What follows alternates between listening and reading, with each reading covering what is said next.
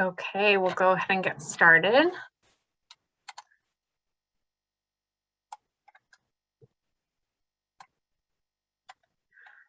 Greetings, everyone, and welcome to the November listening sessions for the California Truth and Healing Council. We have general listening sessions this week, with the first having taken place on Monday from 1 to 2:30 and today from 6 to 7:30. The council will hold its final regular business meeting of the year on Friday at 1 p.m. We encourage you all to attend the council meeting Friday to engage directly with the council members who aren't here today.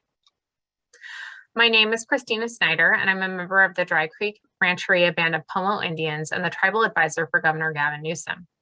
Before we get started, I'd like to acknowledge that the land I'm joining you from is the ancestral homelands of the Patwin peoples. I'm now going to briefly walk through some of the logistics for today's session. First, we are recording this session, and it's available for public participation via Zoom and dial-in. The recording and summary notes will be available on the CTHC landing page and the blog when they're ready. For those interested in following the council, ongoing updates, including listening session recordings and the listening session summary documents, are available at the California Truth and Healing Council updates blog at catruthandhealing.com. You can also get updates for events by following the Governor's Office of the Tribal Advisor on Facebook, Instagram, or Twitter.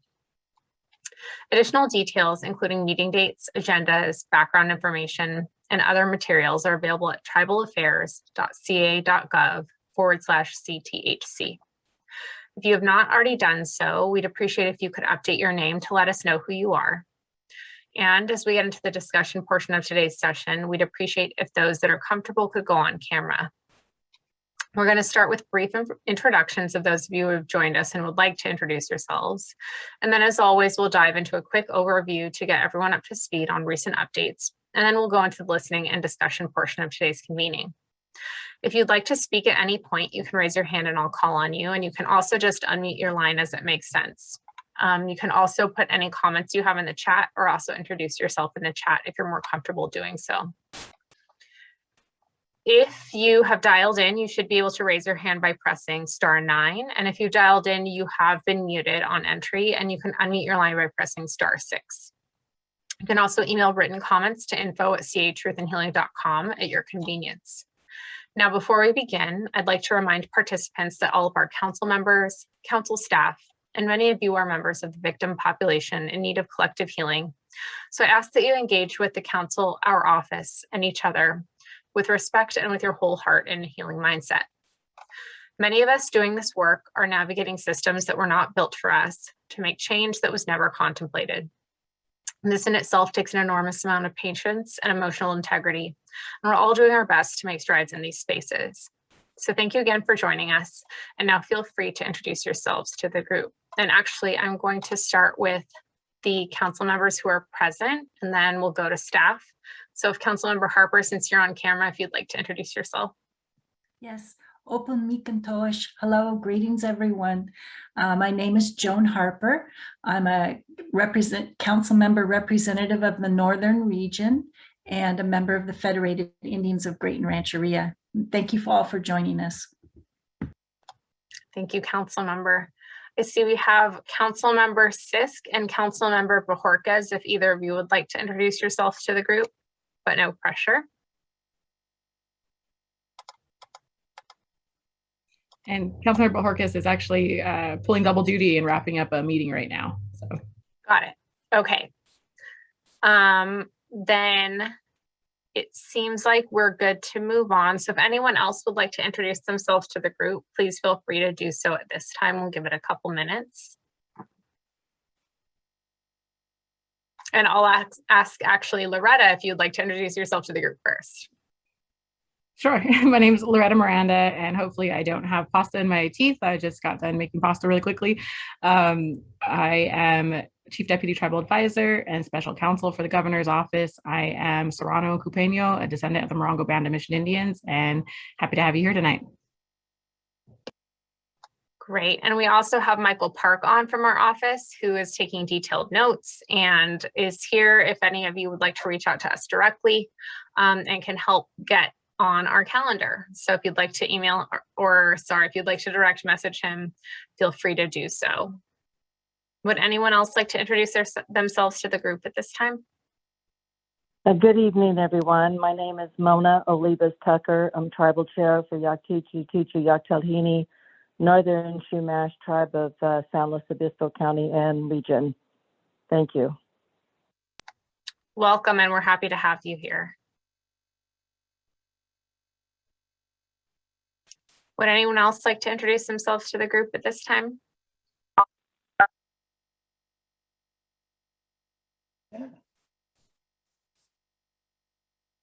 My turn. Hi, Christine, I'm back.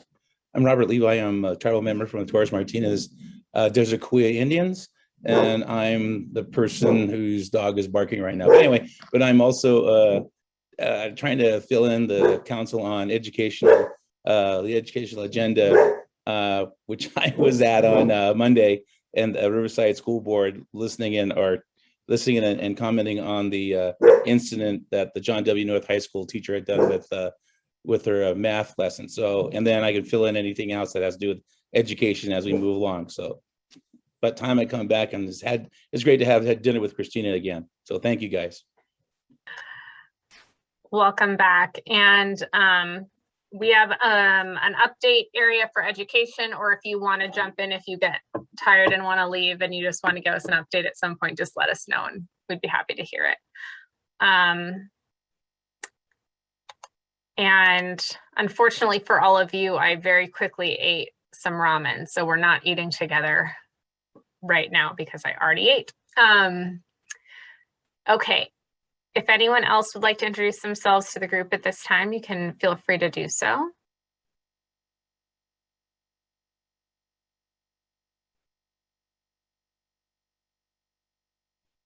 Okay.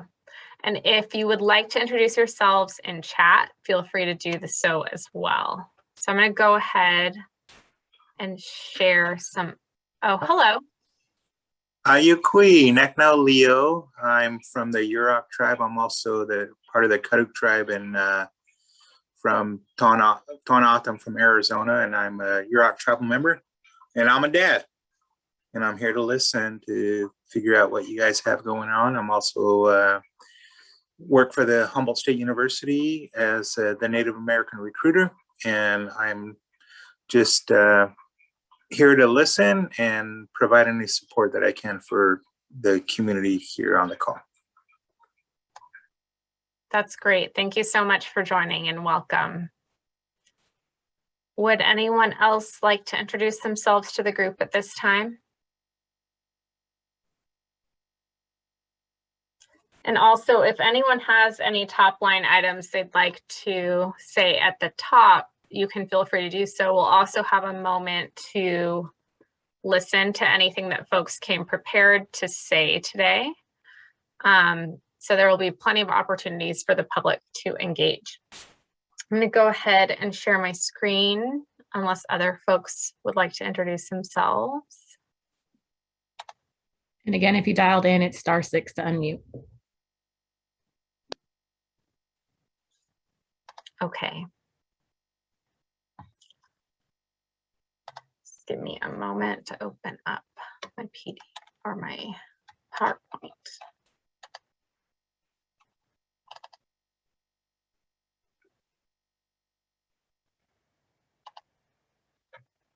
And Michael, when you get a minute, can you also put a link to the YouTube so that folks, if they wanted to look at other meetings, could take a look? Awesome, thank you. Just so folks are aware, all of our recordings are up at the Tribal Advisor YouTube. These recordings also get uploaded, and we live stream all of the council meetings from that YouTube as well. And now it's in the chat. Okay, I'm gonna go ahead and share my screen.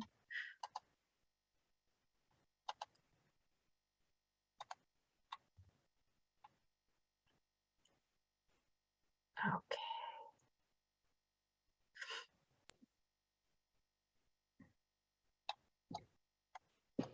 Hold on.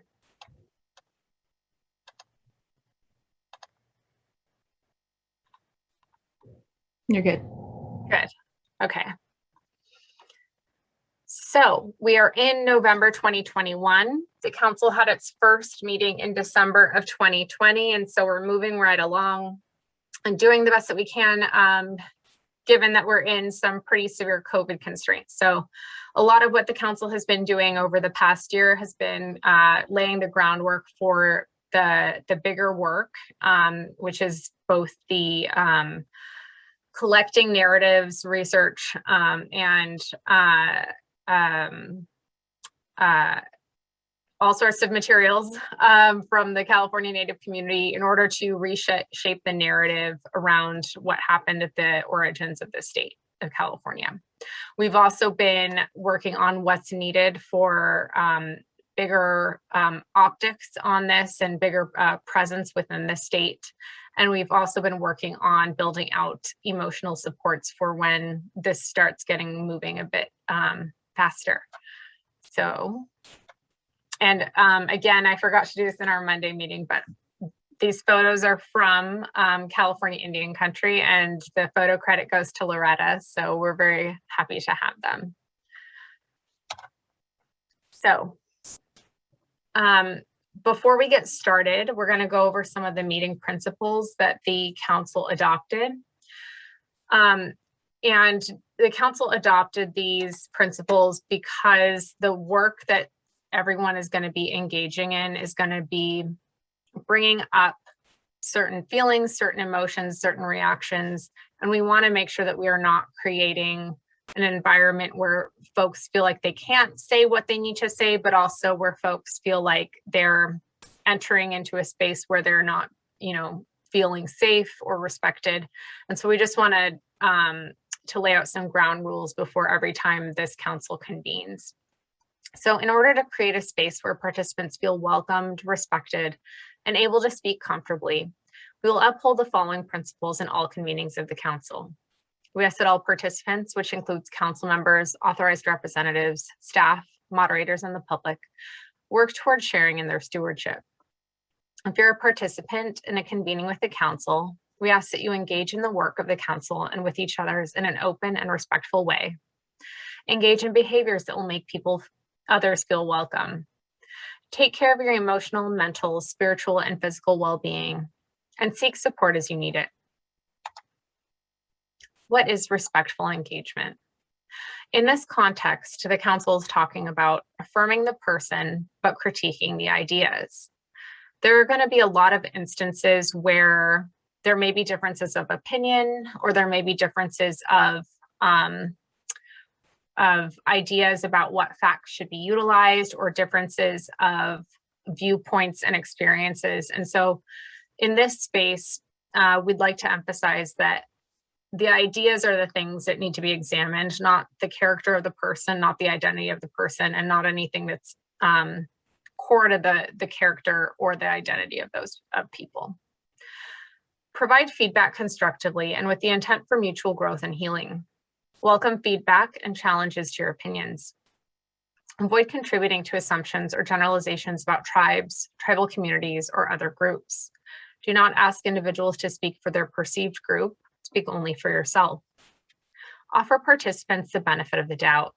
Spirited discussions are expected on these topics. See this as a sign that folks are engaged and care, and remember to be respectful as you speak, read, and listen. Honor confidentiality. Do not share others' experiences or information without permission.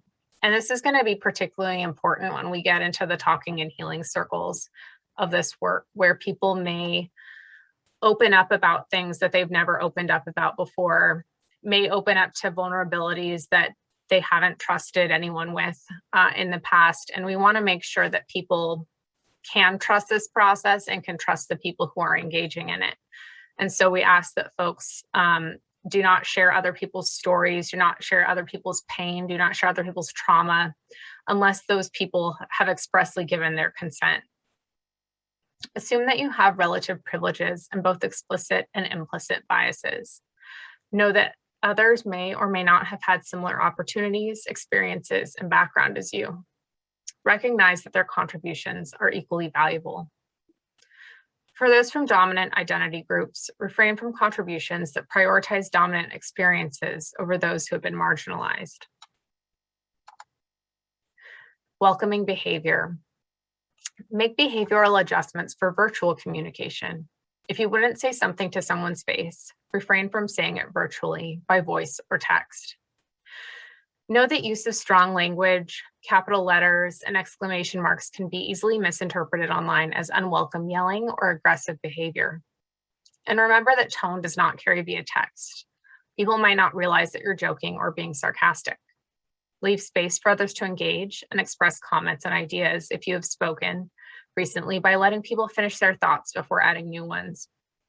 And this is getting to be particularly tricky in the Zoom era. So, I think it's something that all of us can think a bit about and think about how we engage with each other virtually as opposed to how we engage with each other in person. And there can be a sense of comfort or a sense that, social norms don't apply because, for example, we're sitting in our own homes or we've gotten used to being able to directly speak to people's faces in a way that you probably wouldn't be able to do in real life. So we just want to make sure that as people engage in these spaces, and especially as we continue to be working in a virtual or hybrid environment, or we're trying to create spaces for vulnerability, trying to ensure that we have the ability to connect meaningfully with each other, that we aren't introducing elements into other people's spaces and their safe spaces and energy into their safe spaces that we wouldn't introduce if we were meeting them in person. Personal well-being. Take steps to ensure your physical comfort. Some examples in virtual meetings include shifting your sitting and standing position often, taking a purposeful deep breath regularly, raising your eyes to look beyond the screen or sit back from the computer when possible to relieve eye strain. Keep a glass of water nearby and take sips throughout sessions. Please consider physically leaving the computer during breaks. Participate as you are able to and adjust your presence as needed, whether that's turning off video or stepping away entirely. It's not expected that all participants will or should be present for the entirety of the council's work. We know and support that you'll take time to eat, take care of your families and pets, but be aware that virtual convenings will be recorded and available to the public. Set up supportive resources such as food, water, ergonomics, and privacy while offloading responsibilities if possible in advance of convenings. Plan for breaks and stick to them. Seek support from your own networks or from provided resources as needed. And please alert council staff to any concerns as soon as possible by emailing info@catruthandhealing.com. We recognize that participants bring their entire selves and histories with them to the council, and that topics explored during the course of this work may stimulate emotions and thoughts that would benefit from accompaniment and support. Although trauma responses can come from a variety of sources and contexts, the council understands that those who have experienced disparate treatment due to their Native identities may specifically want to seek assistance related to historical trauma and related issues discussed with the council. Council staff will be providing supportive resources for participants to be available for the duration of the council's work.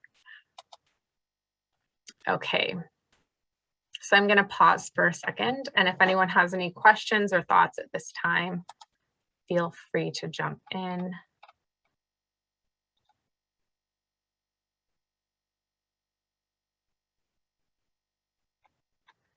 Okay, so we'll go through the agenda. So first we'll have an overview of the council and its charge, and then we'll go through the November council meeting agenda for the Friday meeting. We'll then go over subcommittee updates, and then we'll talk a bit about the regional meetings that we're planning for next year, and then we'll open up for listening and discussion. After we go through the November council meeting agenda, we may pause if folks have thoughts that they want to introduce to the group at that time, and then we'll go into some of the other updates as needed.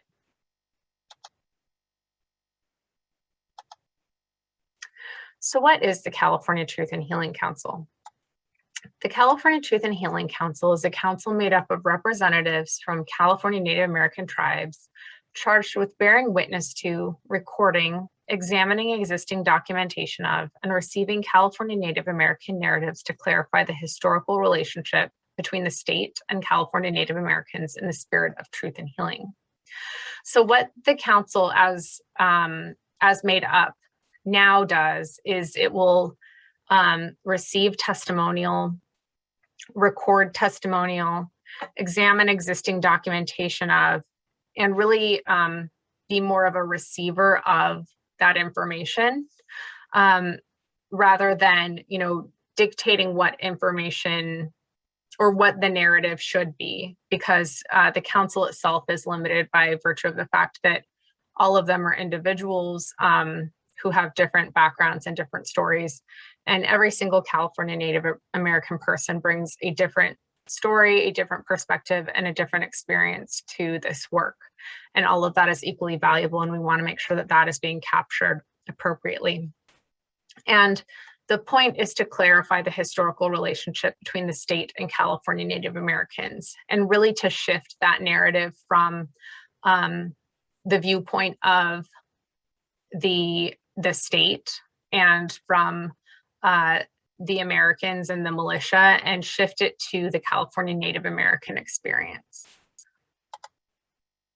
The council will submit a final written report of findings to the governor's office by 2025. And that timeline may be adjusted just because of constraints due to COVID, but we want to make sure that there are some accountability checkpoints so that the work is getting done in a way where, let's say there's an initial report that happens in 2025 that says, here are all of the things that we have been able to do. Here is what we think needs to get done. But we also think that we could use more time to examine this, this, and this. So that's kind of just an overview of what we're thinking, is that I think we can be flexible with the timeline and we can adjust that if needed, but want to make sure that there are still those checkpoints to make sure that the critical policy work is getting done as fast as we can, but also as responsibly as we can. The final report should reflect a holistic understanding of the historical relationship between California Native Americans and the state. And the final report may also make recommendations aimed at reparation and restoration, and consider how to prevent similar depredations or policies in the future.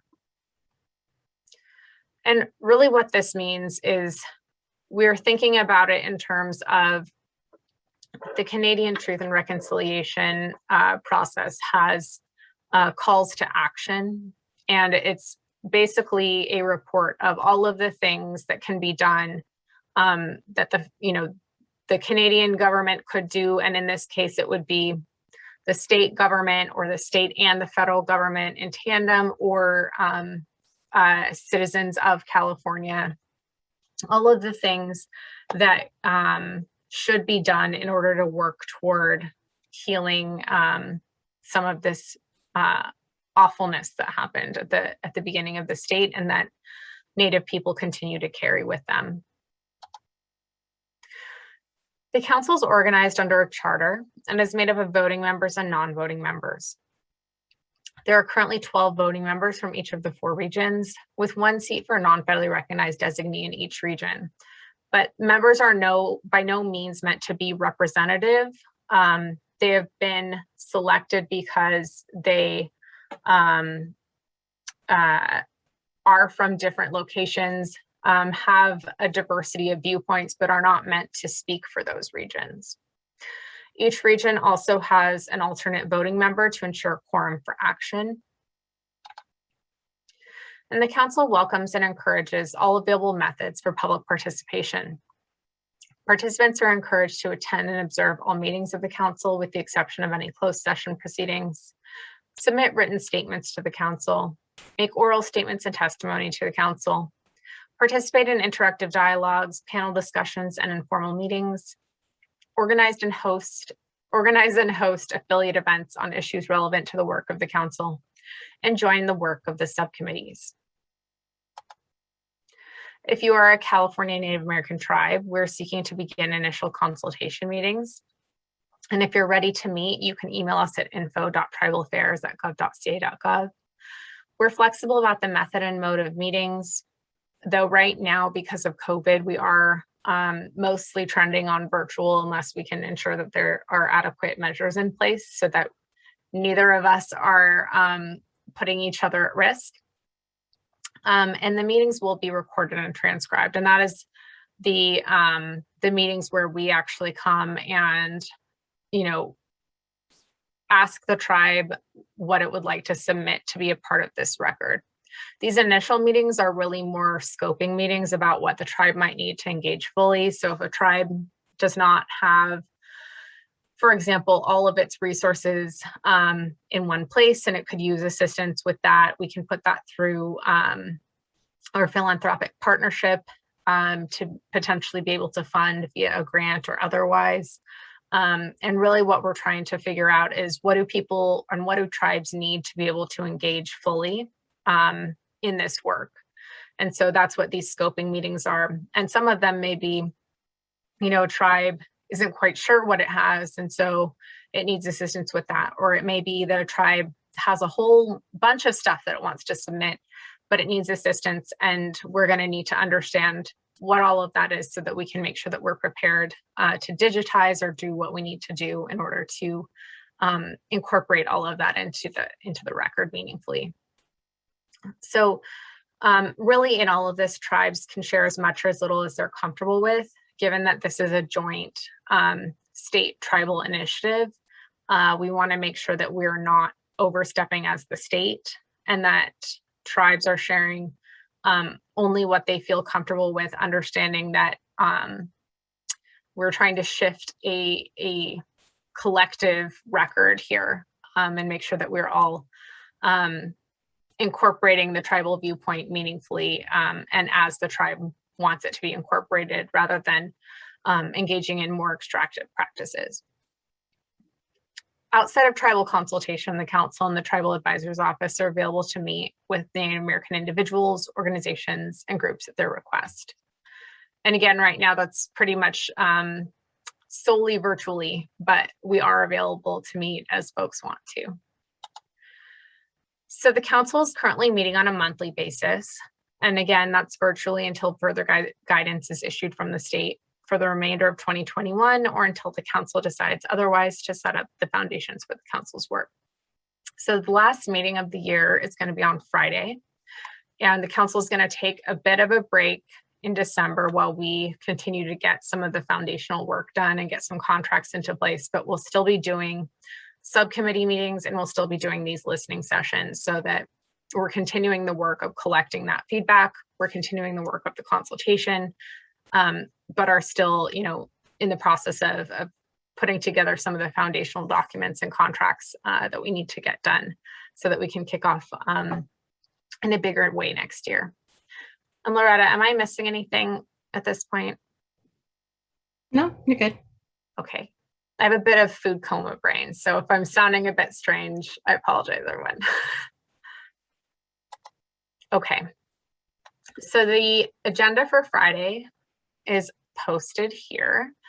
And we'll start with a welcome and then a roll call, and then we'll have a traditional opening. And that's kind of open to any community member. So if there's anyone from the community who'd like to do a traditional opening or a prayer, we'll do it at that time. And we may actually pull it up because we try to do it off camera and then or off recording, I mean, and then we begin recording and then open the meeting. So if there's anybody that would like to deliver that, just let us know and we can get you credentials to be able to do that. We'll then approve the minutes for August and September, and then we'll go through council member updates. And this is really the opportunity for council members to report to the full council on anything that they've done over the past month. So typically that would be if they've had, potentially meetings with folks in a UN context, or if they've had meetings with their tribal council and their tribal council or general council suggested certain things for this group. So that would be their opportunity to give updates to the whole group. And then we'll talk about the regular meeting structure, location, and topics, and hopefully be setting some dates for those regular meetings. It is very much our hope, though Loretta and I are feeling a bit of anxiety seeing how things are starting to trend with COVID, but it's very much our hope that we will be able to meet in person for the first full 2-day meeting of the council. And that is 1 day of talking and healing circle, which we envision as more of a community-based, more off-camera, more vulnerable space that will have the assistance of emotional supports and Native healers to be able to guide participants through some of the painful topics and painful feelings and just thoughts that are related to this work. And day 2 will be more of a hearing style where there will be a presentation to the full council.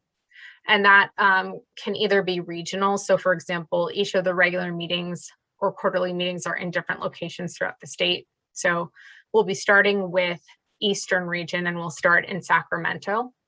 And it can either be very much Sacramento based, or it can be a bit broader and be more Eastern region based. But given that the state is so expansive and that the history of Native peoples is very much regional, it's likely that it will be more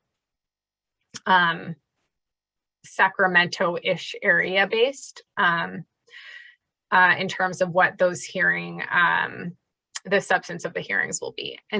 But really that'll be based on community feedback, based on tribal feedback from the community. And so we're not trying to get ahead of anybody who has other ideas. So if the tribal community says they want to talk about everything and anything and say that it's more topical based, that's the direction we'll go in. And I'll talk about this a little bit more as we move on this evening.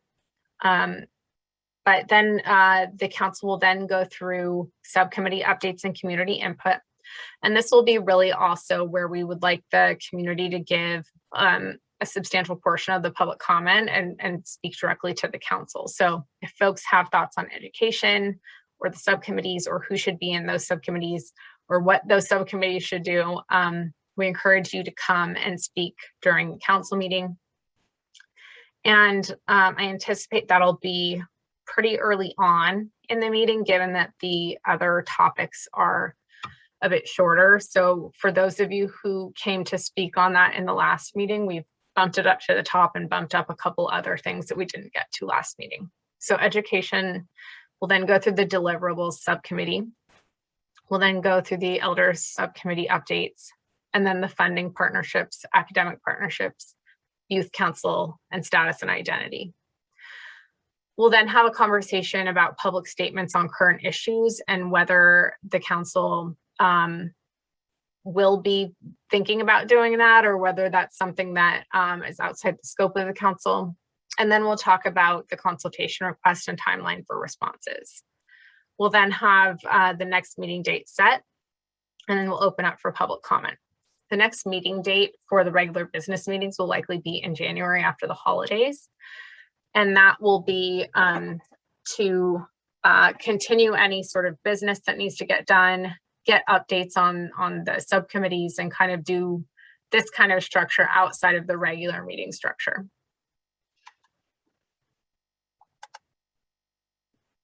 So this is just to kind of visualize the timeline. Over the next several months, staff is working with the council and subcommittees to finalize state and third-party contracts to do the work. And so all of this is in process currently. Provide training and tools for the council and the public to participate in this process. Develop a draft strategic planning document. Draft additional policies and procedures. Build out subcommittee work and work product. And develop communications and web-based materials.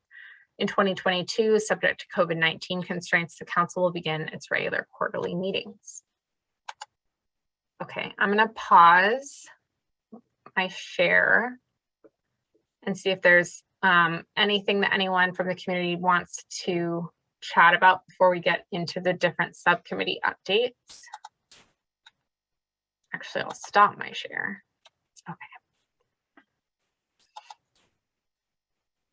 And if you'd like to share anything, please feel free to jump in at this time. And if you've dialed in, *6 to unmute your line. And in the chat, we've got the calls to action from the Truth and Reconciliation Commission if folks wanted to take a look at that. We've also got the email for consultation requests for tribal nations. And then we've also got the agenda for the council meeting that's on Friday.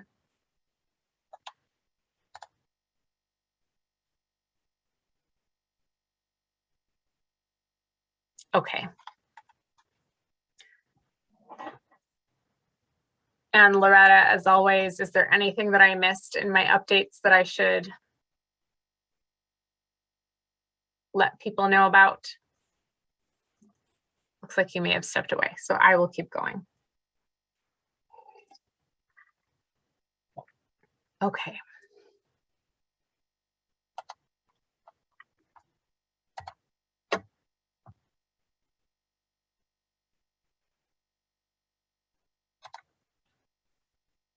You guys are doing a good job. Thank you. Thank you. We appreciate it. And are you seeing, you are seeing the right screen, I think. Okay. So the Education Subcommittee. This subcommittee was formed, primarily my understanding, it was formed to both discuss the status and needs of education for California Native communities, but was also formed to discuss curriculum development. And so this subcommittee has met a couple of times, and what they'd like to do is have a call for additional members to fill out the subcommittee. And so that is the call to action for Robert to join and help with that work, because that committee, again, is focused on both how the education, the education system has failed California Native peoples, but then also how the education system and the curriculum in California has contributed to the erasure of California Native peoples from the collective consciousness in California. Robert, I don't know if you stepped away, but if you have any updates at this time, feel free to jump in.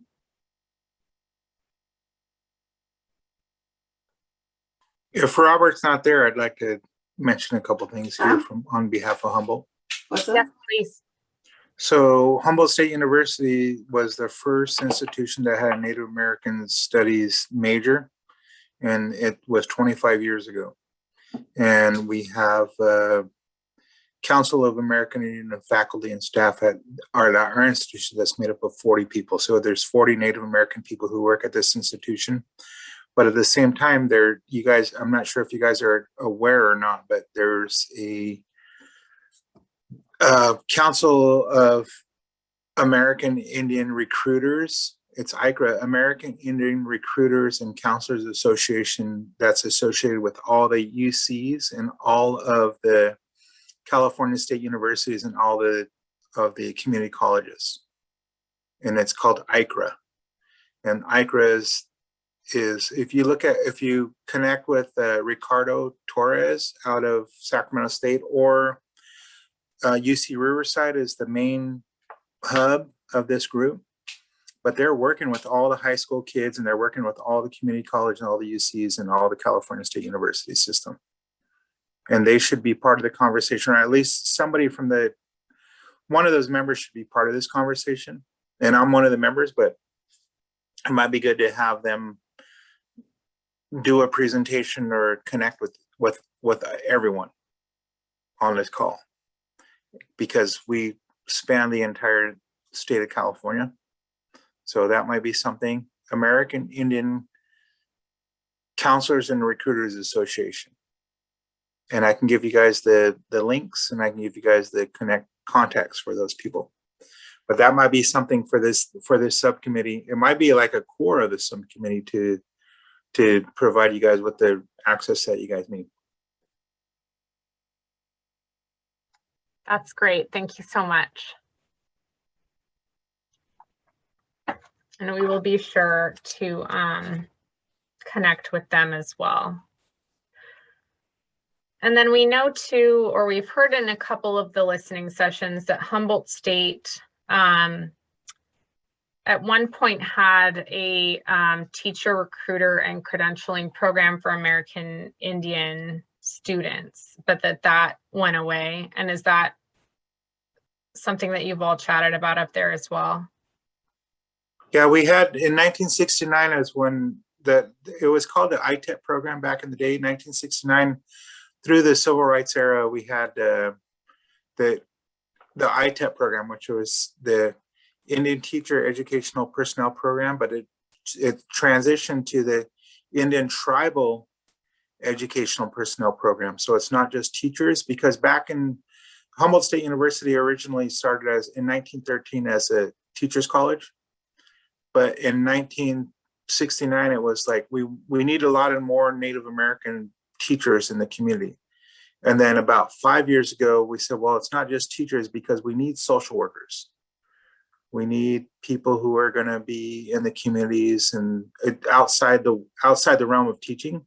So we changed that Indian Teacher Educational Personnel Program to Indian Tribal Educational Personnel Program, because we need people to understand tribal sovereignty. We need people to understand tribal water rights and forestry and all that stuff. So the program transitioned to Indian Tribal Educational Personnel Program. So so that's where we are now. And then we also, so aside from the Indian Tribal Educational Personnel Program, we also have the Intercept Program, and that's the Indian Natural Resources Science and Engineering Program.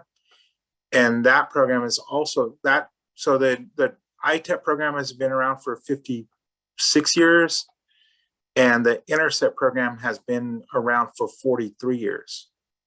So, and that's all the STEM fields: science, technology, engineering, and math. And they work with ACEs, and they work with anybody who's going into the science fields. And the other thing for everybody to know is that we're transitioning over to a Cal Poly. So everybody in the state knows about Cal Poly San Luis Obispo. Everybody knows about Cal Poly Pomona. But the governor allocated $458 million for Humboldt State University to become the third Cal Poly. And that's all about STEM fields. And that's all about managing the forests. We didn't have all these forest fires. We didn't have all these devastating forest fires back in the day. And so how did we manage the rivers? How do we manage our fisheries? How do we manage our forestry? And the justification for the governor to allocate all that money to these institutions, because that's what we already do. And so for Native students who want to come and learn about how we manage the forests, how we manage our lands, how we manage our oceans, it was an easy sell for him. And so in the fall semester of 2023, we're going to be Cal Poly Humboldt State University. So just to put that out there as well. That's awesome. Thank you.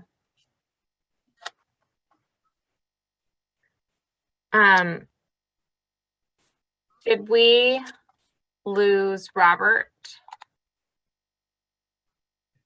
I'm here. Can you hear Great. me? We can hear you. You can't see me. Anyway. I can see you now. Darn. Anyway, so I was on the what is it? There's a group down here that we just got into on Monday when we were discussing the incident with the trigonometry teacher. It's the Native American Community Council down here, and they were at the Riverside School Board meeting on Monday with James Ramos and Assemblymember Medina, talking about the incident. And what came out of that right now are a discussion between the Indian community down here and what was going on within that high school. And so basically what happened is that they're going to look into it. They're going to look into more developing curriculum or personal development with the Riverside Unified School District. But again, I told them they need to be careful because a lot of non-Indians and quasi-Indians will create PDs, consulting and just go fly by night. Along, I was past chair of the American Indian Alaska Native Caucus for the California Teachers Association. So, we are looking into, getting some professional development also. And, we'll see what happens, what comes out of that. Again, something crazy that a teacher does, and like I was telling you guys at Truth and Healing, we're the healers, but it's us as California Indian, American Indian teachers that are doing the healing. And again, getting that point across about, no, there's only 0.5% of the teachers in this state are American Indian, California Indian, and that's the systemic issue that needs to be handled. And again, Cal State San Bernardino, I'm trying to get them to recruit Indian students to become teachers and get their professional development, their teacher prep program to have also teacher American Indian, California Indian emphasis also. And don't forget, anyone who's listening that have high school students or junior high students, by 2024, they will be required to take a ethnic studies course. So there will be African American, American Indian, Asian Pacific Islander, and the Hispanic community will be required to take a course with them. And again, that's why we need more American Indian, California Indian teachers. They can sympathize with us, but I mean, non-Indians can sympathize, but they can't empathize. So again, that's one of the main issues that's coming up in terms of Indian education. Also, I was up in Sacramento. My wife was testifying before the Joint Committee on Education and Native American Curriculum with Assemblymember O'Donnell and James Ramos, and we were up there. And again, that point came up of the need for more and more California Indian history in the California curriculum. I mean, they're not separate; they're one together. And again, getting down to the grassroots is that, the meeting on bumping down back and forth, the meeting on Monday, we had a parent come up there and said this teacher was calling her kid, calling Indians savages. And, it's sad to say that our profession needs a drastic need to get into understanding who we are and that we're still here. We're like that old, second grade lunchbox you have stashed away either at your house, your parents' house, or the luggage that you want to get rid of. We're not going anywhere. Miscegenation is happening, but we're sticking to our guns. We know who we are and where we're going to go, and that's through the education process for me. So again, hopefully we'll get this done. We'll see what the Subcommittee on Education can do, and whatever I can do, I'm more than happy to help. So thank you guys. Awesome. Thank you for that update. A couple of thoughts. Not super happy about Native American studies being lumped into ethnic studies, since it seems like that's a bit of an, misfire with being classified as an ethnicity rather than something different. But I'm sure that conversation has already been happening ad nauseum. And I know you're working on the curriculum, the broader curriculum anyway, so it's better to have more. Mm-hmm. Did they have any conversation about leveraging or utilizing resources at Sherman Indian? Because it seems like that would be like a no-brainer down there. Oh, yes. Like I mentioned before, a place to have a meeting for Truth and Healing would be at Sherman. Let me just quick example of this consultation that was happening up north. One of the districts had a consultation with a quote unquote indigenous group that was going to come in and did a Zoom meeting, and the presenter was talking about Sherman, and she said, the graveyard by Sherman is right across the street. Well, it's not. It's 3 miles, 4 miles down the road. And so you got to be careful what's going on. But again, what was talking about and looking at Sherman being a boarding school also was one of the 4 only boarding schools, still going today.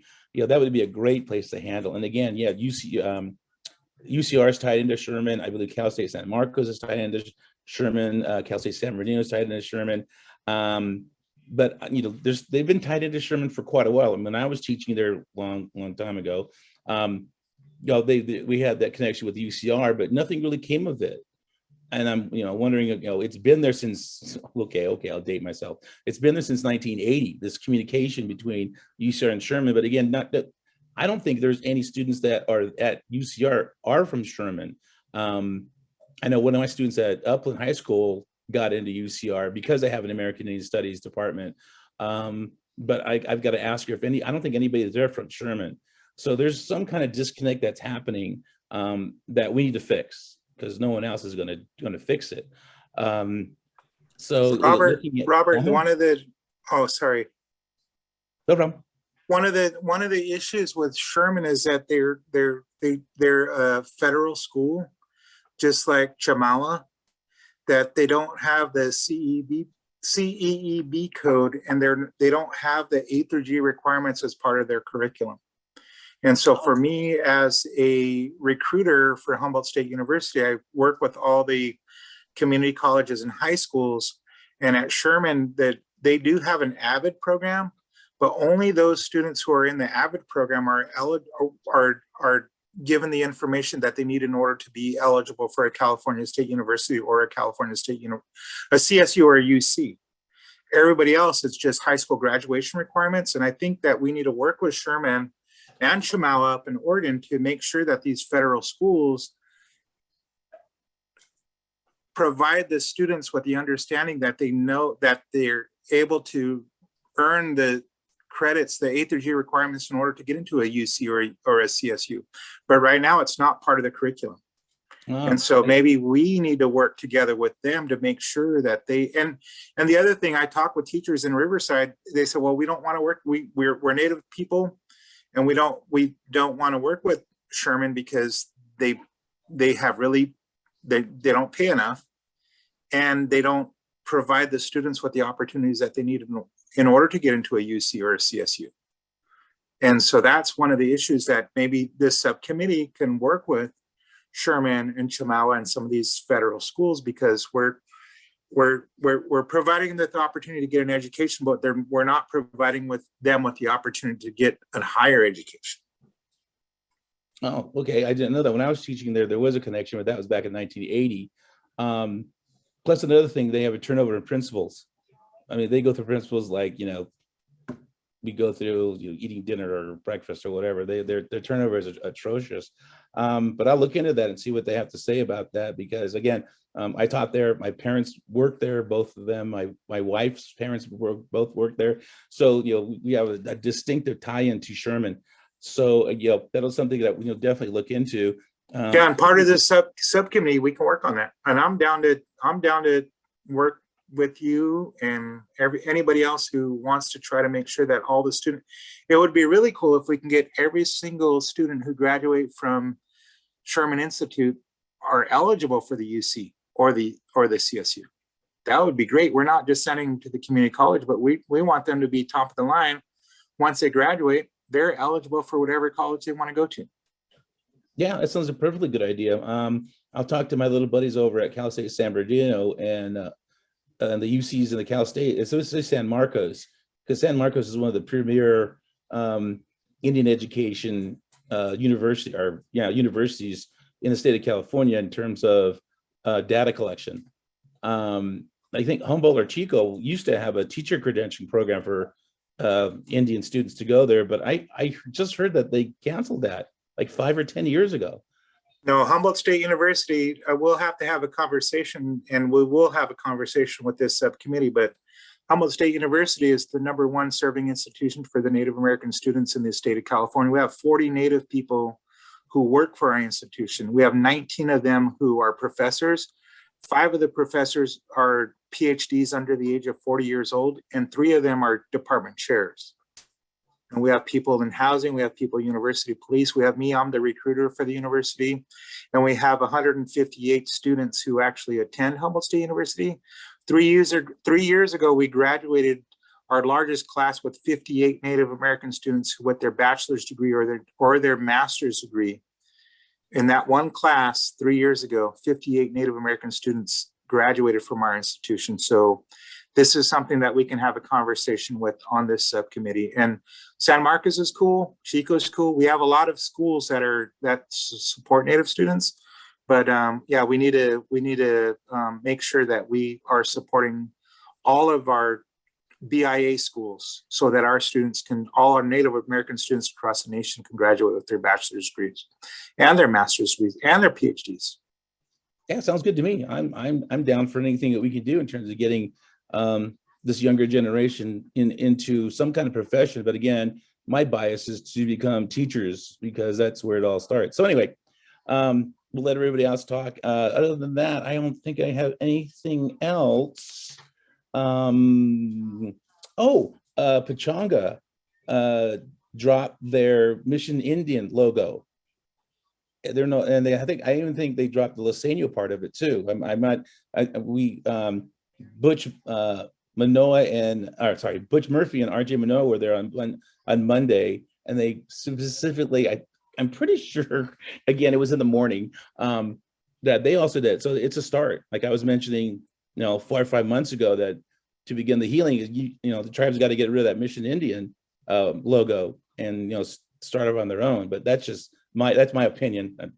So it's just going that. So anyway, we'll get together and talk about all the stuff that we need to do in terms of getting this programs going within our regions.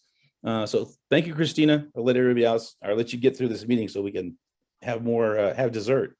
No, I mean, this is what the meeting's for. So I'm very happy with this discussion because already you've unearthed a couple of things and a couple of connections that this council can be working on and that you all can be working on that not all of us knew. Because I think that point about serving Native kids where Native kids are at is a very valid one. And so if we've got kids in Sherman Indian School, I know people who went there. I know there's a ton of Pomo kids down there and families that relocated because of it.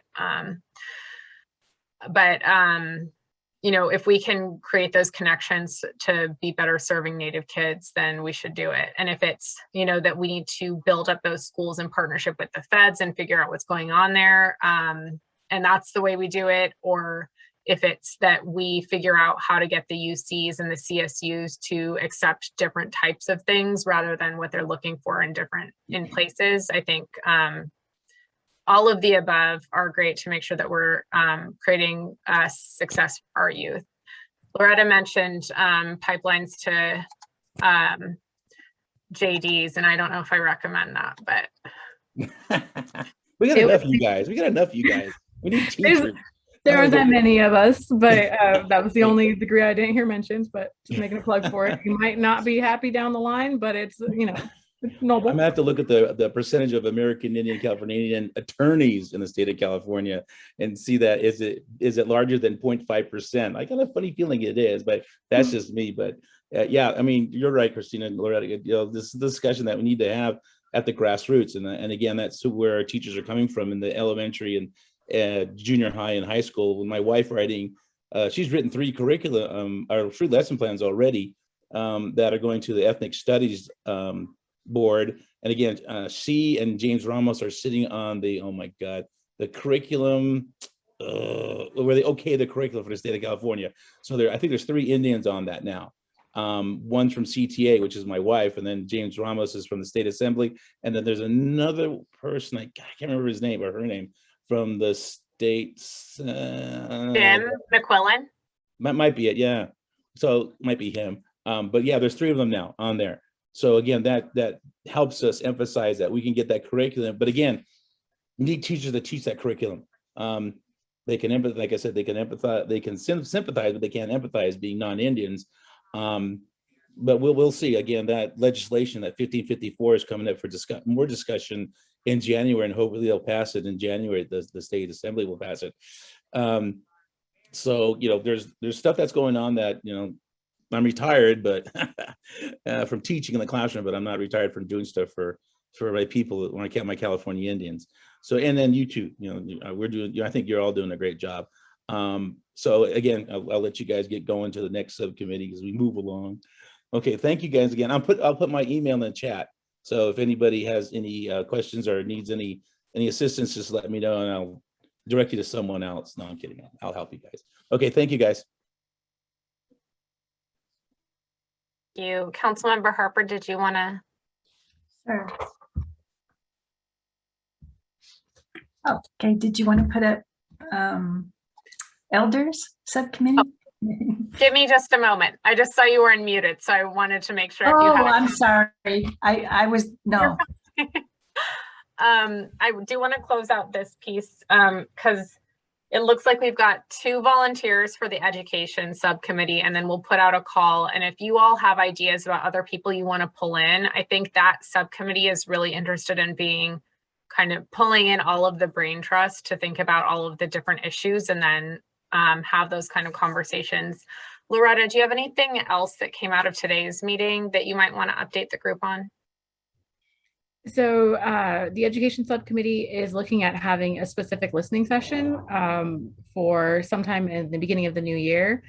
And then again, just thinking of ways to outreach to get folks involved. I will be creating some social media posts, kind of just putting out there that the committee is looking for folks that are interested in joining. But other than that, there's no updates. But I'm really happy to hear the conversation that happened right now and looking forward to it. Awesome. And then I heard someone volunteer, probably Jolie. So we'll reach out to her too. And then Teddy Simon's on, and I'm not going to put you on the spot, but maybe someone to also loop in those conversations, given her work at ACLU and doing the status and needs of California Indian education in Humboldt. And that may be something that ACLU can potentially help support as those conversations move along. I think I had one more thing on education, but I can't remember it. So we'll just keep moving. Oh, and I know that there is quite a lot of work that's been done at the federal level at the Smithsonian and other places. And so as the conversations in the legislature progress, I know that there's folks like Chairman Saris and others who I think would want to be in these conversations. So we'll just make sure that all of the folks who want to be involved are involved and that we can have kind of a big holistic push across the board. So we're not on elders yet. So deliverables. So this subcommittee was stood up because there was some concern from the council about treading in place and making sure that this ends up being something that ends up being, and I just repeated myself, this is what happens when we do nighttime listening sessions, but that this process actually is productive and actually makes real policy and real life changes for the betterment of California Native peoples. Not the betterment, that's a bad word. Let's say in the interest of California Native peoples. And so really what this subcommittee is going to be doing is similar to what Loretta put in the chat, is pulling together all of those calls of action that need to happen as a result of this work. And so based on this history of violence, based on this history of dispossession, based on this history of displacement and othering and shame and everything that goes with being a California Indian person in this place, what are the things that the state, that the public, that other stakeholders can do to start to work toward making people now feel whole? Understanding that that is aspirational and there will never be anything that atones for what happened here, but that there are things like connecting California Indian kids to CSUs, UCs, having tuition waivers, having those types of things that could start to make up for some of the historical gaps and inequities for California Native people. So I'll pause there. Is there anything else you want to add, Loretta, or anyone else? No, I think we're good. Okay. And so kind of how this subcommittee is going to be working is shepherding all of the ideas that come out of the different subcommittees and the work and the suggestions that come out of the regular meetings, the hearings, and the listening sessions, and kind of vetting those different and refining those different suggestions. So for example, if one of the suggestions is, making it easier for kids who go to Indian schools, BIA or BIE schools, sorry, and boarding schools and the like, to go to state funded colleges, then that would be something that, the deliverables subcommittee would have a much more like refined, like this is what needs to happen to get there type of recommendation. Okay. Elders, I will now hand it over to Councilmember Harper if you would like to give an update. Oh, sure. Thank you. Guess I jumped the gun there. One of the primary objectives of our subcommittee is we want to help Native elders to tell their stories, both orally and in writing. And as we're gearing up to do that, we're looking at a number of options on how to accomplish that, or at least start it in 2022. And one of the things where we're at right now is we'd like to put out an appeal for additional representatives to help the elders subcommittee. And we're particularly interested in hearing from or trying to identify people who would be interested in working with us. And we would like greater regional representation. So we're interested in anybody who would like to work with us, but also particularly for the central and eastern regions. So if you know someone or would like to help us, please let Christina and the council know, and we can work with you on that.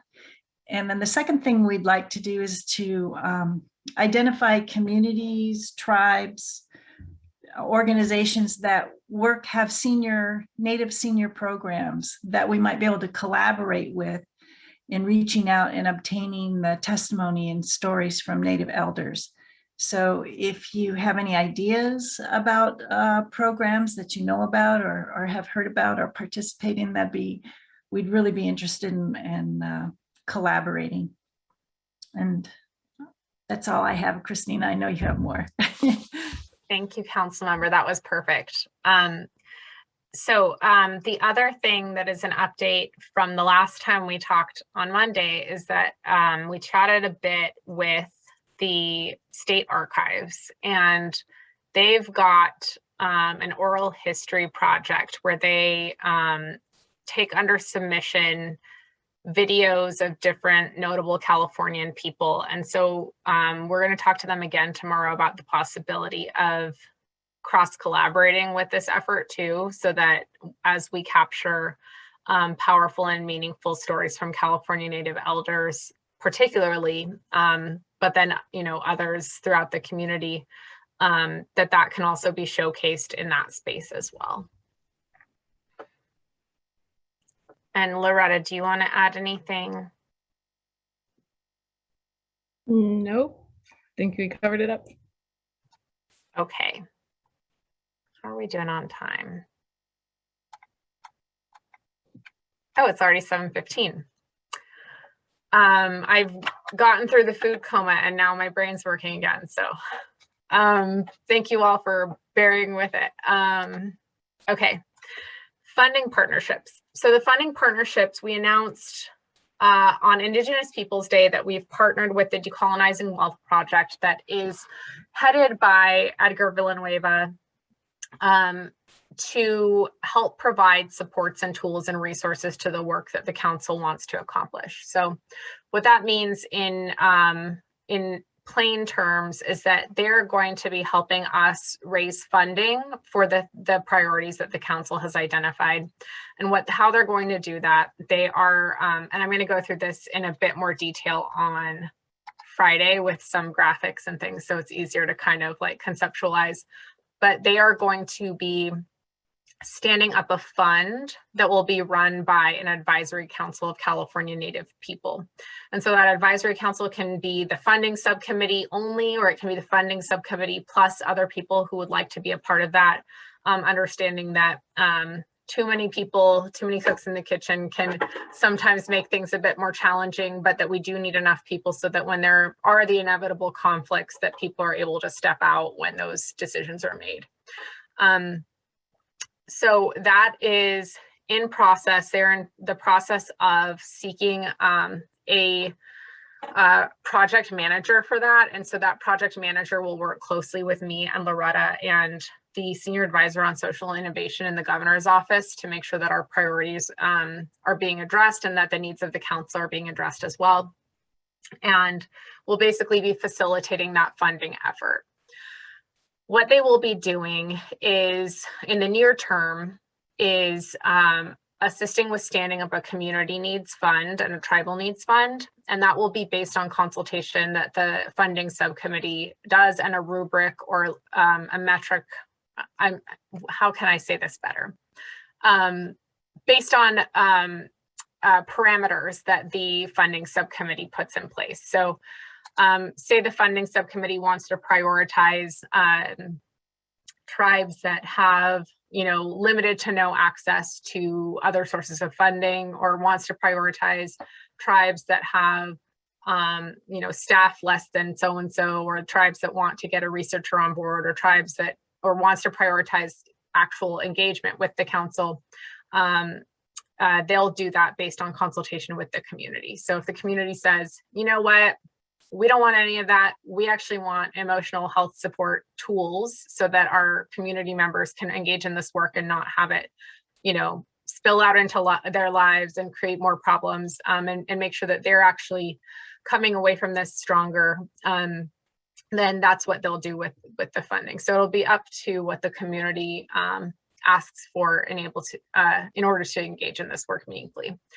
Another piece of what they'll be doing in the long term is helping to fund those calls to action. And so say there's a call to action that says, by such and such a date, we want to restore this many acres to California tribes throughout the state. That's something that could be funded through that philanthropic partnership as well. Or let's say, you know, these certain companies benefited from the displacement and genocide of California Native peoples, or they were, you know, third-party beneficiaries because they made their fortune from ranchers or from gold rush folks. And so they need to be accountable. They need to set up an accountability fund to these types of groups. Maybe it's something more specific, like some of the stuff that's going on around UC Hastings right now. So they'll be funding some of those things, or maybe it's a scholarship fund, all of those things. They will also be helping us pull together a collective of California Native healers who will help with the California community in those talking circle spaces that I mentioned earlier.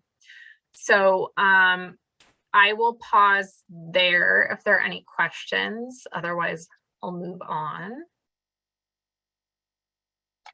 And let me just check the chat real quick.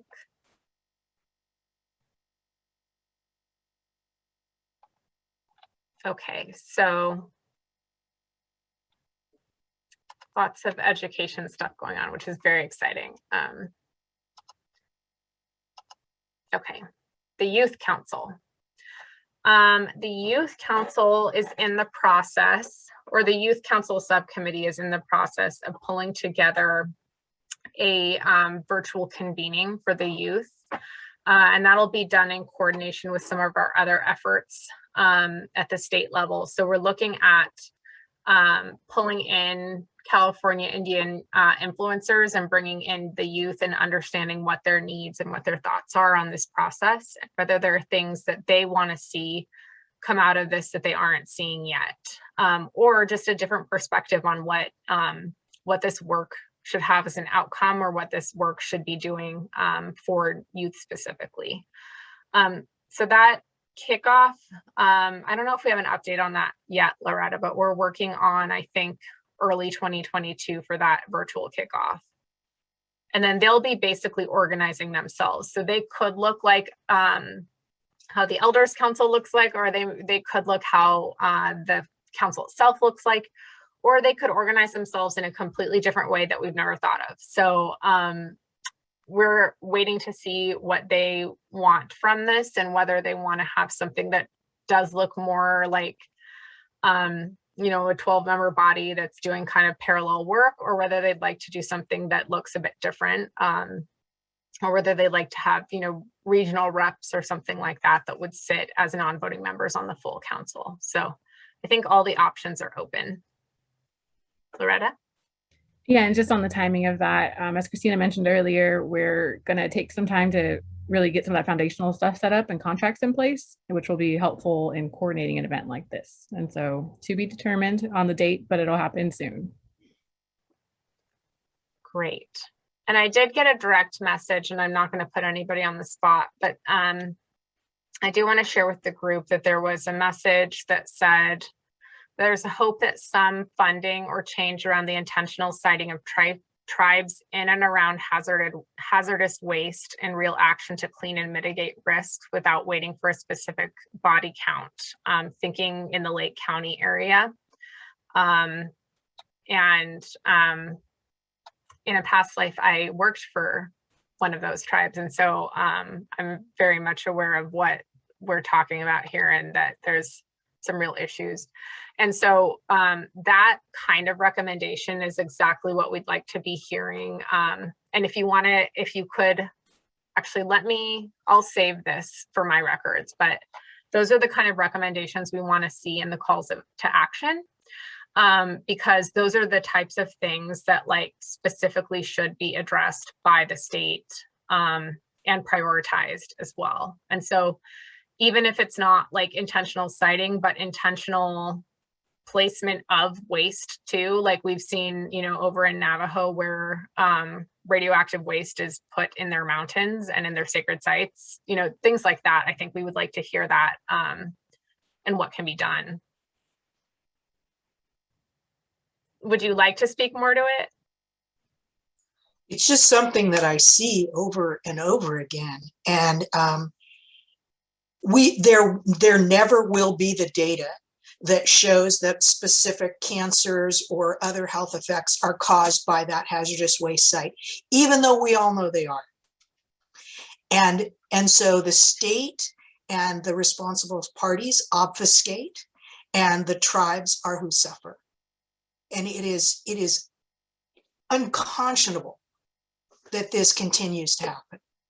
I mean, it just outrages me. And I'm not a tribal member. My grandson is, but I'm not. And I just think it is outrageous.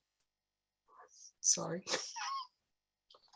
Thank you. I really appreciate that input. And I think the conversation needs to happen. And I think as we move forward, the council will have more, we'll either have that kind of input and then sort it into topical areas, or we'll sort certain things into topical areas. And I think that'll just kind of happen as it hears what it's receiving. But with pieces like that, I think the real conversation needs to happen about what can be done. Right. So in places like, Lake County, you've got tribes where that's their ancestral homelands too. And so what do you do when it's people who are in the places that, based on our origin stories, we're from, but those places become contaminated? And, is it, and based on what the tribe's feedback is too, is it even an option for relocation? And what are the considerations of that? Is that even an option from a spiritual sense? But the alternative, what's the option for cleanup, and what's the option for even long-term health impacts for generations? So lots to think about, and lots of options, and lots of, things that I think every single tribe in California has something like that, whether or not it's, environmental and health hazards, but potentially being sited in places where there's absolutely no infrastructure, no access to water, no anything. So, but, I think that's the real conversation that needs to happen in kind of the land and resources space. Is what are the real options here, and and what are the real sacrifices that people are willing to make in order to make it right too. So really good comment. Thank you. And again, something that definitely, as people have ideas and thoughts about things like that, we'd love to hear them so that we can integrate them into basically our action plan tracker that we're going to be putting together for the Deliverables subcommittee. Okay. And if folks have other ideas, feel free to send them. I know we've got about 3 minutes left, but academic partnerships. The short update for this is that this subcommittee is finalizing its, and let me back up. Each subcommittee operates in a different way depending on the needs of the subcommittee and what they see as their goals. And so this subcommittee is doing two things right now. It is finalizing its mission statement and basically its overarching goals. And it is also taking a look at what is out there, at least within the state collections, to see what needs there are in terms of partnerships. So they're looking to partner with academic institutions to help provide capacity for the kind of research, cataloging, pulling resources together. And so they're going to get an understanding, and they're going to come and actually view some of these collections from the state libraries, state parks, and the archives to see what's in those collections. And then they'd like to get a better understanding of how they should be framing what they're collecting. So is it, is it like American Genocide, Ben Madley just pulling in resources that are from state actors, or is it pulling in resources that are primarily, resources from the Native community, or resources that are recorded as like, people who were observing the Native community in partnership with them? Or is it that each tribe kind of points to what resources it thinks need to be pulled in based on what's available? So that's kind of where they're at, and they'd love to hear more about how they should be framing that kind of data pull, and also because it'll impact how much or how limited the scope is. Let's see. Status and identity. We are looking for someone who has a good background in mediating and building out actionable recommendations from something that is incredibly complicated. I think from a pragmatic point of view,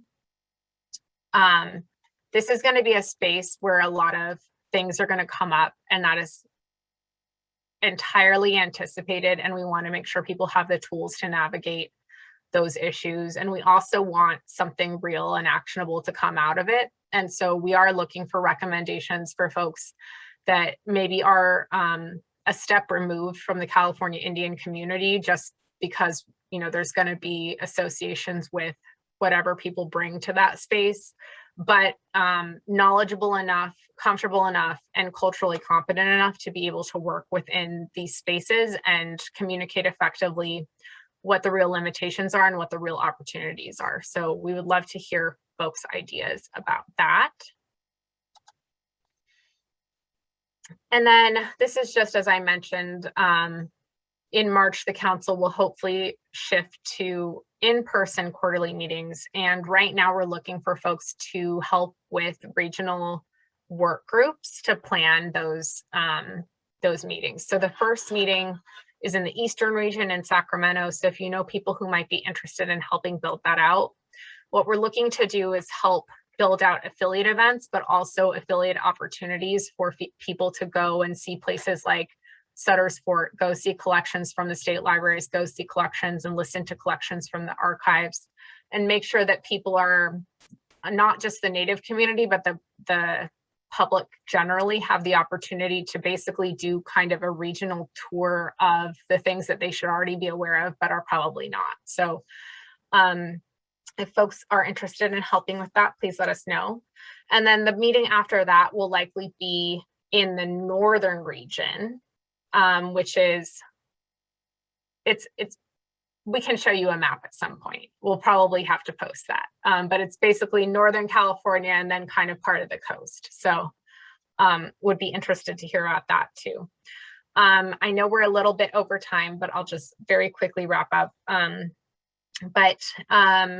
One of the things that we have thought about that we're going to talk to the council about on Friday is having intermediate hearings in different locations, because realistically, if there are only 12 quarterly meetings before the reports due, that means there's only 12 regions in this, or 12 areas in the state that are going to get that kind of regional lens. And so what we'd like to do is build out hearings in the interim where maybe even the regional folks that we've selected for the council will sit in those hearings. And it'll be topical, or it'll be tribe-based, or it'll be region-based, but just putting that out there. And that is it for the slide. So if folks have any final comments, please feel free to put them in the chat. Or if anyone has any final comments, I don't want to cut people off, so I can stay on for a few more minutes. Otherwise, we can also hear you on Friday during the bulk of the meeting. Oh, good. Michael just posted the regions. This is great. And we got some recommendations on language resources, which is for sure something that we would like to partner with them on, because it's not just language resources. They've also got recordings and transcripts of people's life stories. So that's something that we think would fit very well within this work as well. Torres Martinez gathering December 11th, in case anyone's interested. Okay. Well, it looks like folks are dropping. So we really appreciate all of your joining us this evening and your patience with some disjointed presentation. I will, yeah, go ahead, Loretta. Christina, so Leo Knez did offer to do a closing prayer. Just wanted to, oh, great. Okay, before we do that, any closing thoughts from any of the council members?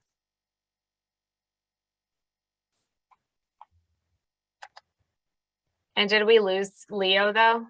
I think we just did, yeah. Oh no, okay. Well, did he offer to do a prayer at the regular meeting? No, but we can follow up and ask. Okay, well, if he comes back, we'll let him do a closing. Otherwise, any final thoughts, council members? Okie doke. Well, thank you all. Really appreciate you, and we will see you soon. Take care, everyone.